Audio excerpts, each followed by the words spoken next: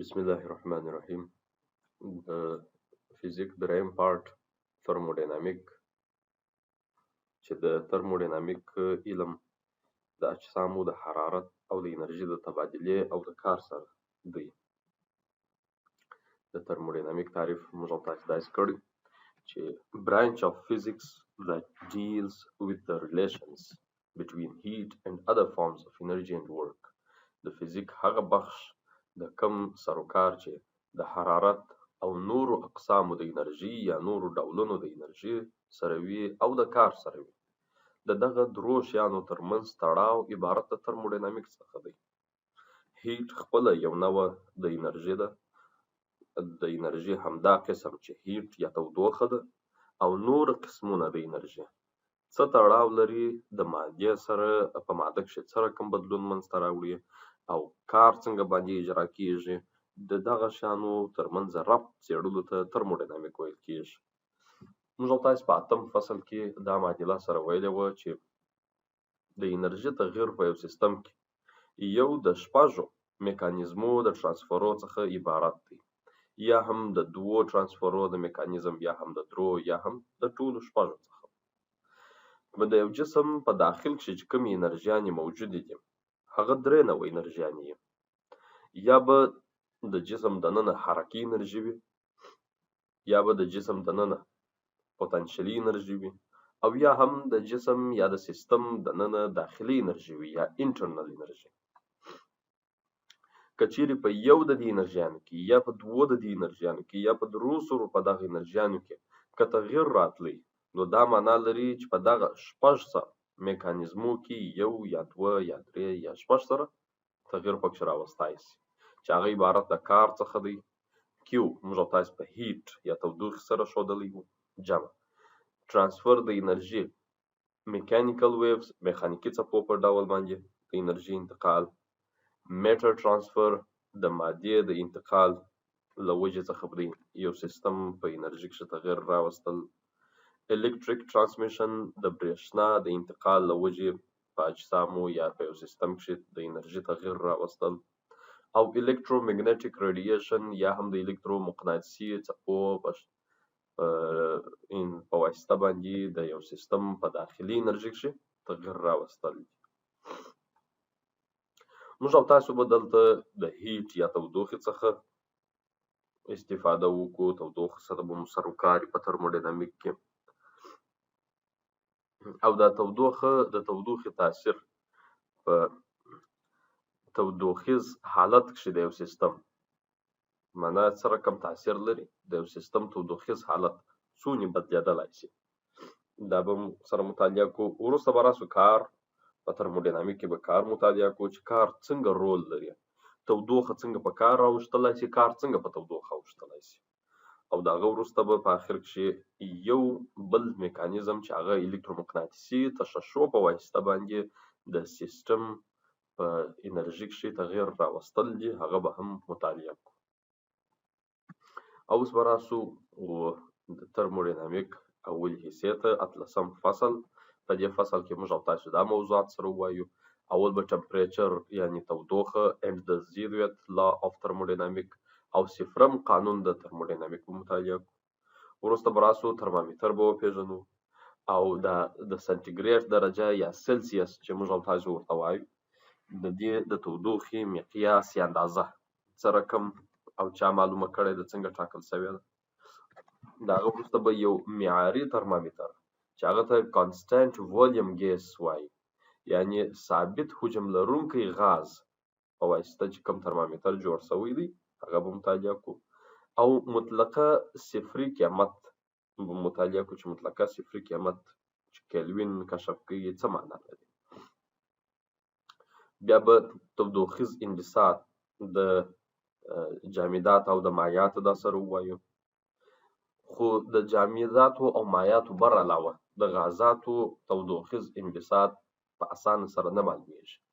د هغې دپاره بیا جلا معادلې او د جلا یو کیس چې آیډیل ګیس ورته وایي د هغه څخه کار اخلو، یعنې خیالي یا هم موهومي غاز، کوم چې په طبیعت کې حقیقتا شتون نه لري، خو ځینې غازات داسې چمونه کوي لکه دی چې آیډیل ګیس یې، البته په د ځینې شرایطو لاندې.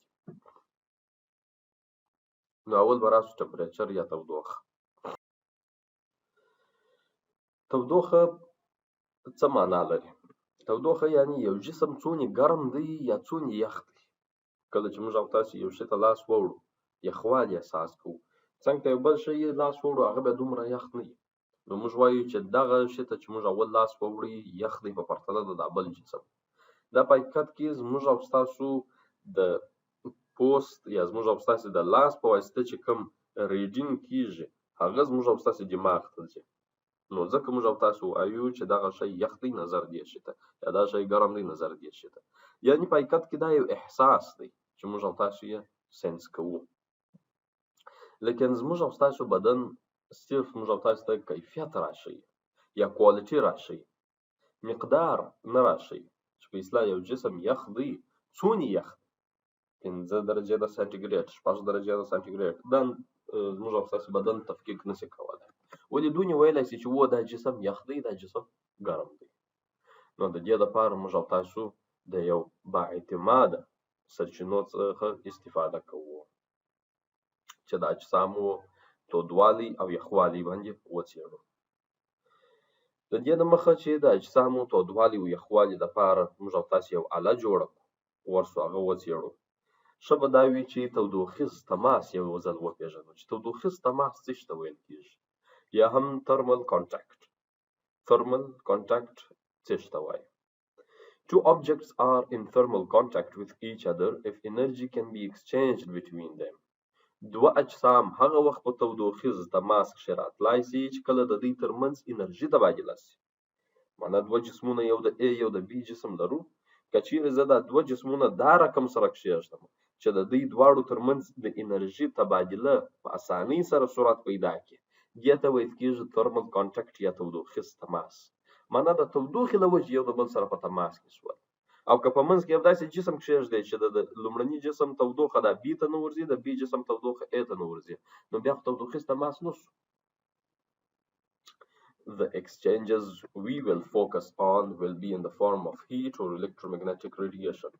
دا تبادله د انرژي چې په ترموډینامیک کې موږ او تاسو مطالعه کوو د هغې سروکار د تودوخې هیټ سره دی او د الکترومقناطیسي شعاعو سره دی. The energy is exchanged due to temperature difference. د انرژي چې تبادله کیږي دا ځکه تبادله کیږي چې ورې تودوخیز توپیر موجود وي. یو جسم 50 درجې د سانتیګریډ بل 10 درجې د سانتیګریډ، کله چې نږدې سره کښېږدي ترمنځ یې ترمل کانټاکټ په وجود راغلی، یعنې تودوخیز تماس. ولې چې د یوه خوا څخه انرژي دا بل ته انتقالېږي. او که چیرې د دواړو د تودوخې اندازه یو شان وه، یو هم 25 درجې سانتیګریډ بل هم 25، بیا خو نو تودوخیز تماس به صحیح ده سي، ولې دوی دواړه د تعادل په حال کښې دي، یو بل ته انرژي نه تبادله کوي. دلته ما یو بل لفظ کار کوي، تودوخیز تعادل. ښه، اوس نو تودوخیز تعادل څه شي؟ thermal equilibrium، تودوخیز تعادل. د دې تعریف یې داسې کړی is a situation in which two objects would not exchange energy by heat or electromagnetic radiation if they were placed in thermal contact. که چیرې دوه اجسام په تودوخیز تماس کښې سره کښې هم ښودل شي او بیا هم یو بل ته انرژي تبادله نه کړي، نو دا معنا لري چې دواړه په تودوخیز تعادل کښې دي، نو خو انرژي نه تبادله کوي. دا معنا لري چې دا یو 25 دا بل هم 25 دی. نو ځکه دې ته تودوخیز تعادل ویل کېږي، یعنې د تودوخې د درجې له پلوه دواړه په عین شي یا په انډول کښې. The thermal contact does not have to also be physical contact. دا په یاد لري چې د تودوخیز تماس 100% دا معنا لري نه لري چې څنګ په څنګ سره پراته دي. کېدای شي ترمنځ یې یو واټن هم وي، خو بیا هم هغه تودوخه سره تبادله کړي. ښه مثال یې تشعشع ده، ریډیشن. اوس به راسو د ترموډینامیک قوانینو ته. ترموډینامیک 4 قوانین لري. د ترموډینامیک اول 3 قوانین چې وه، د اول قانون، دوم قانون، دریم قانون، دا کشف شول، ولیکل شول، کتابونه په چاپ شول. د هغه وروسته د ساینس پوهانو ورته پام شو چې یو بل قانون چې ډېر اسانه ډېر ساده دی او د ترموډینامیک اساس دی هغه مو څنګه ارسوی وو. دا خو بیخي اساسي قانون دی، نو راسې د دې لپاره خو باید یو نوم ورکړو ان دوی راولاړ شو تر یوه یې لا د مخه کړي، نو زیرویت لا یې ورته وویل، صفرم قانون یې ورته وویل. یعنې دا یو ډېر اساسي قاعده ده، باید په ترموډینامیک کې دا هر چا زده وي، او موږ او تاسې هم د دې سره ډېر بلد یو. وراسه ووایو چې دا څه معنا لري. If object A and B are separately in thermal equilibrium، که چیرې د A او د B جسم په تودوخیز تعادل کې وي، یعنې چې د A د تودوخې اندازه هر څو وي د B د هم ونیسي.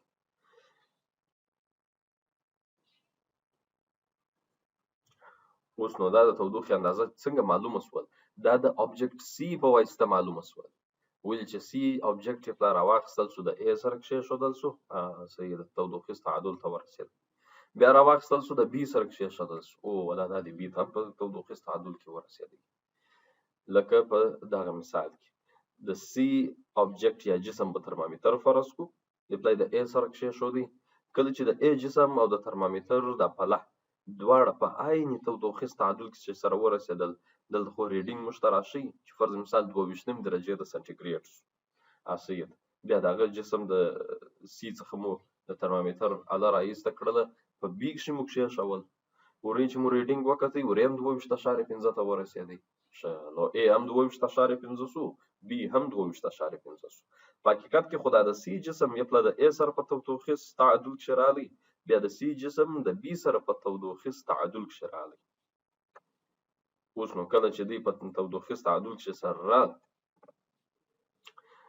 خو هر یو بیل بیل تودوخیز تعادل کښې راغلی نظر ترمامیتر ته، نو ویلی شو چې A او B هم په تودوخیز تعادل کښې دي، چې A او B جسم هم په تودوخیز تعادل کښې دي.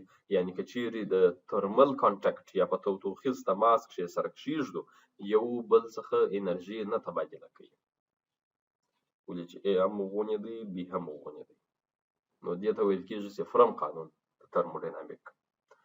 په دې ځای کې object C خو موږ او تاسې ترمامیتر ښیو، او هغه مو object C یې پله د A سره بیا د B سره په تماس کې مو راوستی.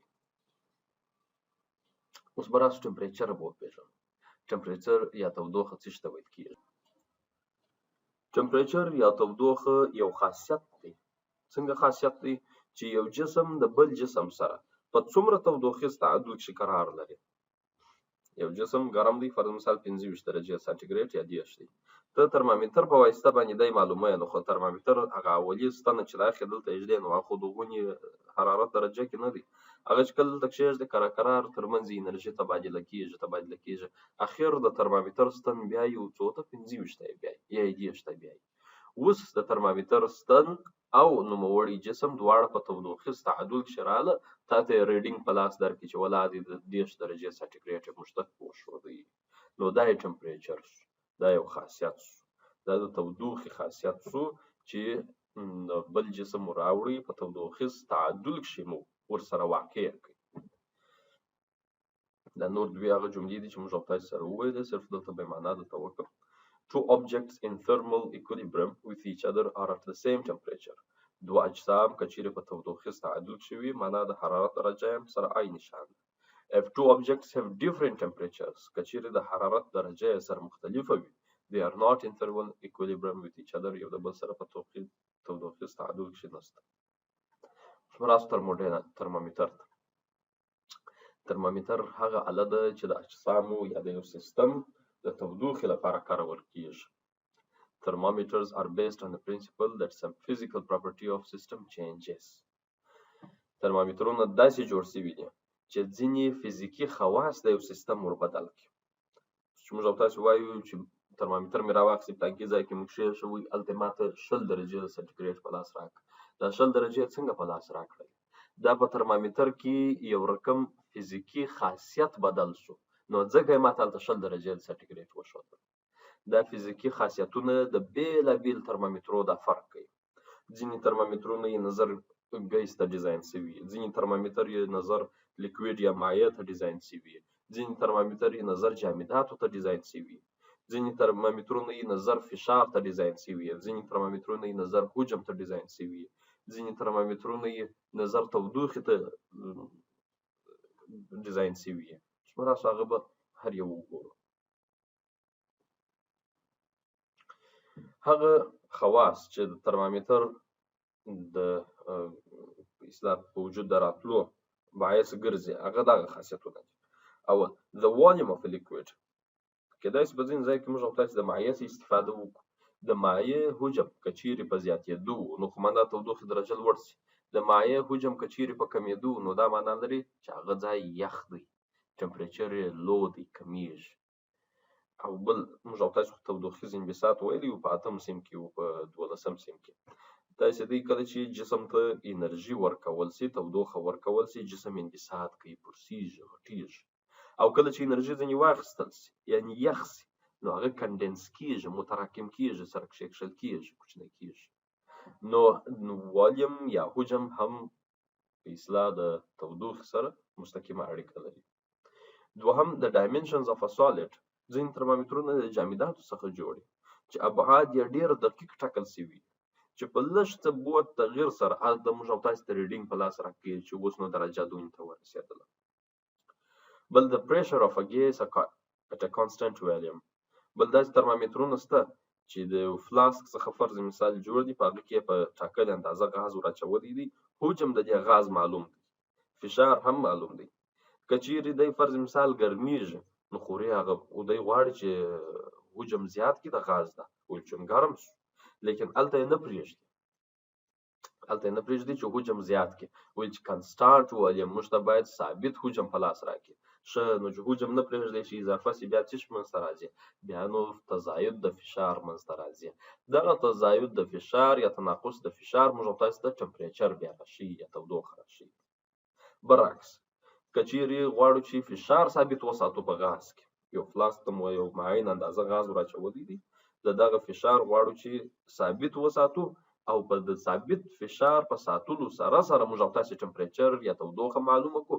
بیا نو کېدای شي حجم یې انبساط یا انقباض وکړي چې هر څومره حجم یې غټېدی هغومره ټمپریچر یا تودوخه زیاتېږي، چې هر څومره حجم یې کمېدی هغومره ټمپریچر یا تودوخه کمیږي.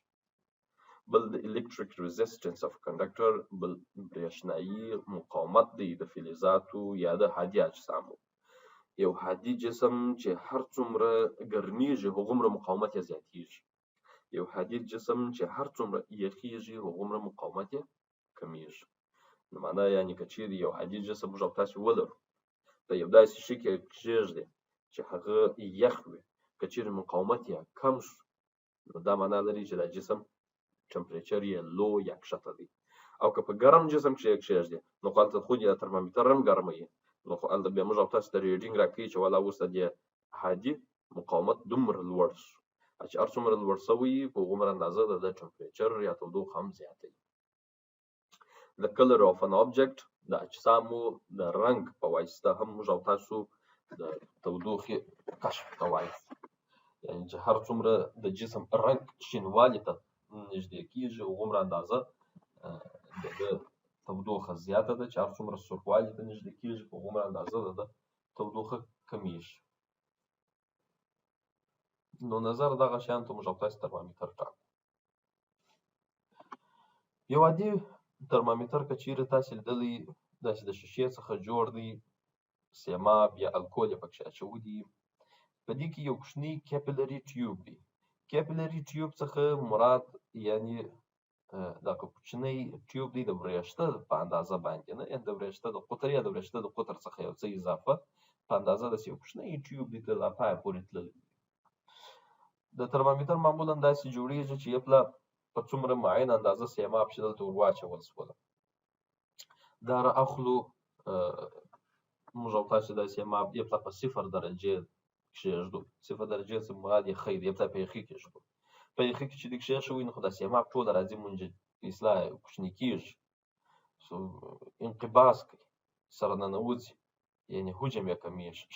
هر چیرې چې حجم یې بالا ودرېدی تر دې نه کمېدی هلته ریډینګ موږ او تاسو کوو، لیکو چې 0 درجې د سانتیګریډ. بیا وروسته را اخلو په جوش اوبو کښې یا هغه اوبه چې بالا په بخار بدلېږي، ورې د ترمامیتر ستن په کښېږدو. کله چې دې پکښې کښېښول نو خو دا سیماب ورې انبساط کوي، زیاتېږي، پړسېږي، اکسپینشن کوي. نو په دا کیپیلري ټیوب کې، په دغه ترمامیتر په ټیوب کې د سیماب تزاید کوي، لوړ ځي ځي ځي ځي، په مثال ډېر لوړ وختئ چې هر چیرې ولاړی هغه ریډینګ موږ او تاسو ورته لیکو چې 100 یعنی د یخي په ځای کې د 0 درجه سانتیګریډ شو، په جوش حالت کې د 100 درجه سانتیګریډ شو. د 0 او 100 ترمنځ د ټوله حصہ په 100 مساوي حصو باندې ویشو. د هر یوه حصه عبارت د یو سانتیګریډ څخه ده. د سیمابو لپاره هم دا رقم کوو، د الکول لپاره هم دا رقم کوو، خو بدبختانه هر یو هم سیماب هم الکول خپل یو محدوده لري، خپل یو لیمیټ لري چې تر هغه لیمیټ موږ او تاسو دوی نسو اضافه کولی.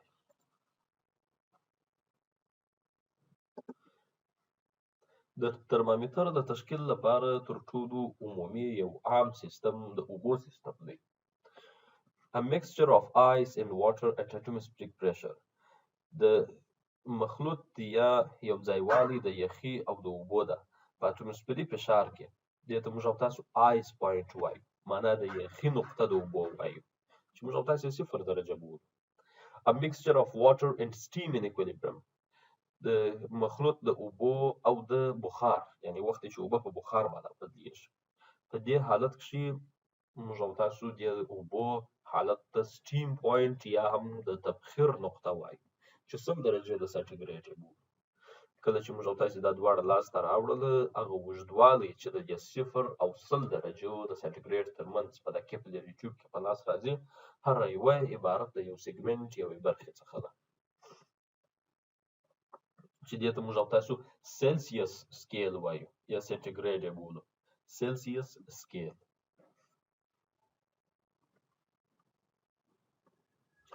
اوس هغه مشکلات چې موږ او تاسو د الکول د ترمامیتر او د سیمابو ترمامیتر سره لرو، هغه دا مشکلات دي.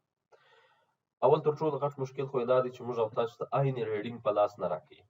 یو د الکولو ترمامیتر او یو د سیمابو ترمامیتر راواخ، فرض مثال اوبه دي 50 درجې د سانتیګریډ ګرمې دي، یو پلا د سیمابو ترمامیتر پکې کښېږده، بیا د الکولو ده، خامخا ترمنځ یو څه تفاوت یې، ولې چې ډېر په اصطلاح په لږ څه باریک فرق خامخا ولري، په صحیح ډول نه یې ډیزاین شوي.